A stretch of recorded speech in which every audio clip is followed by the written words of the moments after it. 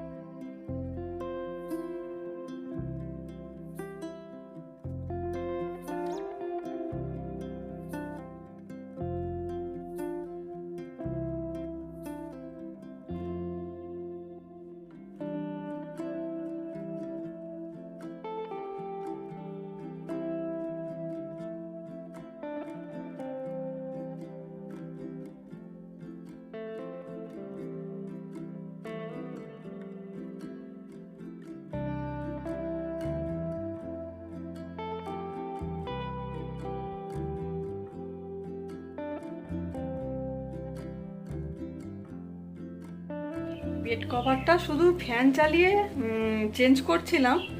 মানে কি পরিমাণে ঘাম দিচ্ছে আমি বলে বোঝাতে পারবো না। এত গরম, এত গরম কেন ঠাকুর, এত গরম দিচ্ছ? আর পারছি না সত্যি, রাতে ঠিক মতো সত্যি ঘুমাতে পারছি না, এত গরম। কলমি শাকটা আগে কেটে নিয়েছি, এটা আগে ভাজতে দিয়ে দেবো, তারপরে বাকি সবজিগুলো কাটবো। এখানে পেঁয়াজ, শুকনো লঙ্কা, কাঁচা লঙ্কা, পাঁচফোড়ন দিয়ে দিয়েছি। এটা একটু ভাজা ভাজা হবে, তারপরে দিয়ে দেবো আর কি। অনেকে কি করে বলো তো, কলমি শাকটা রসুন ফোড়ন দিয়ে করে, আমার আবার ওই পেঁয়াজ টেঁয়াজ একটু ভেজে ওই রকম করে করলেই ভালো লাগে। আজকে আর ঢ্যাঁড়স ভাজা করবো না, আজকে ঢ্যাঁড়স আলু দিয়ে একটু শুকনো শুকনো ঝাল করবো ভাবছি, তাই ঢ্যাঁড়সটা ভেজে নিচ্ছি। আজকে টিফিনে ম্যাগি করব, ম্যাগিটা সেদ্ধ করে নিচ্ছি। আজকে তো সেরকম আর গাজর টাজর নেই, তাই জন্য আলু, পেঁয়াজ আর ডিম দিয়েই করব, চাউমিনের মতো। ডিম আর আলু পেঁয়াজটা ভেজে রেখেছি। আজকের টিফিন আমাদের একটু সস নিয়ে নেবো পাশে। চলো খেয়ে নিই, হ্যাঁ, আবার পরে দেখা হবে।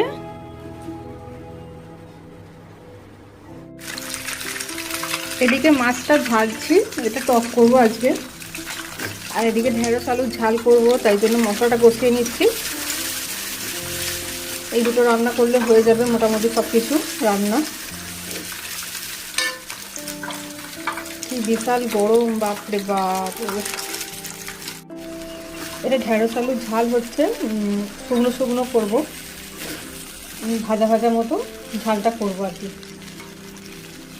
আর এদিকে মাছের টকটা হচ্ছে, সর্ষে বাটা কিছু দেব না এই গরমেতে, প্লেন যেমন টক হয় সেরকম করছি। চলো আজকে একবার দেখিয়ে দিই ফাইনাল লুকটা, কি কি রান্না করলাম।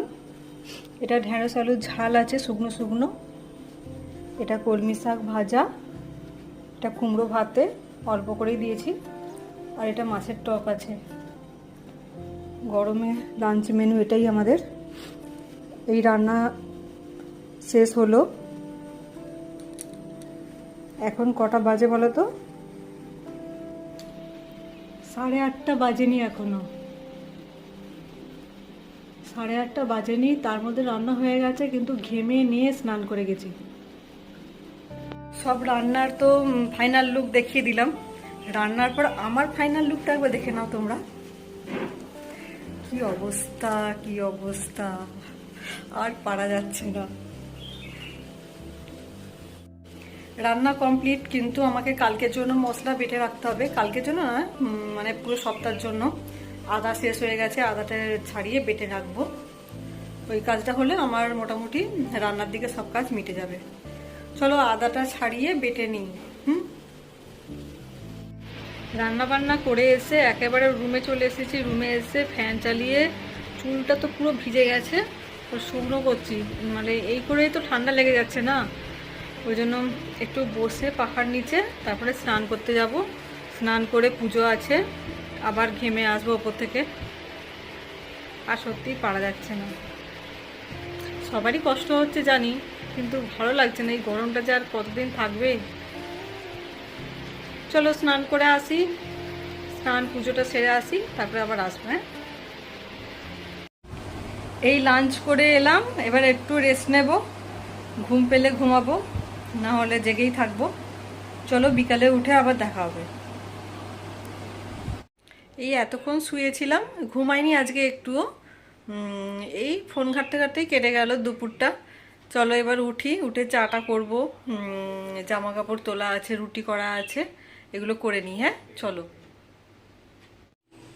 এখন বাজে সন্ধে 6:20। এই সন্ধে দিয়ে এলাম, সন্ধে দিয়ে এই নিচে এলাম। চলো এবার কি করব দেখি। ফোন ঘাটা ছাড়া তো আর কিছু কাজ নেই এখন আপাতত। চলো হ্যাঁ।